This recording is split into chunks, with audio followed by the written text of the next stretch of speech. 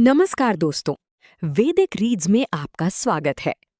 आज हम सुनेंगे ज्येष्ठ मास की पावन कथा, जो नैमिषारण्य में कही गई थी।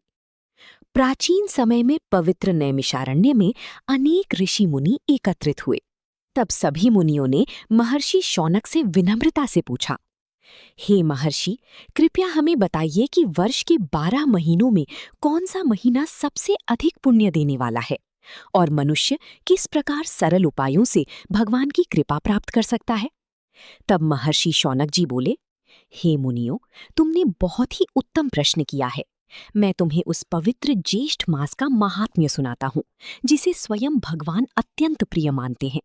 जो मनुष्य इस मास में स्नान, दान, जप और तप करता है, उसे अनेक जन्मों के पापों से मुक्ति मिलती है। ज्येष्ठ मास का महात्म्य। महर्षि बोले, ज्येष्ठ मास सूर्य की प्रचंड तपन का समय होता है, लेकिन जो व्यक्ति इस कठिन समय में भी धर्म का पालन करता है, उसे विशेष पुण्य प्राप्त होता है। इस मास में किया गया स्नान, दान, जप और तप सभी कई गुना फल देते हैं। जल दान का विशेष महत्व। ज्येष्ठ मास में सबसे बड़ा पुण्य है जल दान। जो व्यक्ति प्यासे को पानी पिलाता है, घड़े रखता है, छाया देता है, उसे भगवान अत्यंत प्रसन्न होकर आशीर्वाद देते हैं। अब सुनते हैं कथा।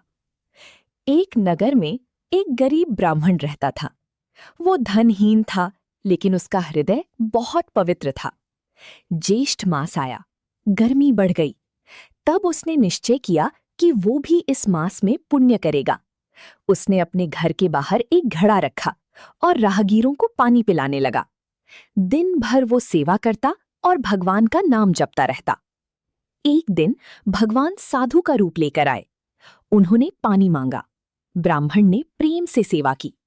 तब भगवान प्रसन्न होकर अपने दिव्य रूप में प्रकट हुए और बोले, हे ब्राह्मण, तुमने निस्वार्थ भाव से सेवा की है, इसलिए तुम्हें मोक्ष की प्राप्ति होगी।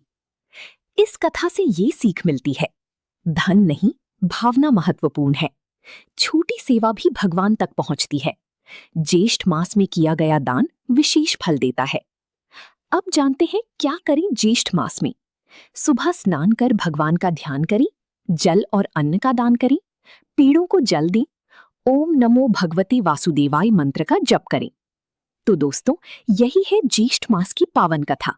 अगर आप भी इस मास में सच्चे मन से सेवा और भक्ति करेंगे, तो भगवान की कृपा अवश्य प्राप्त होगी।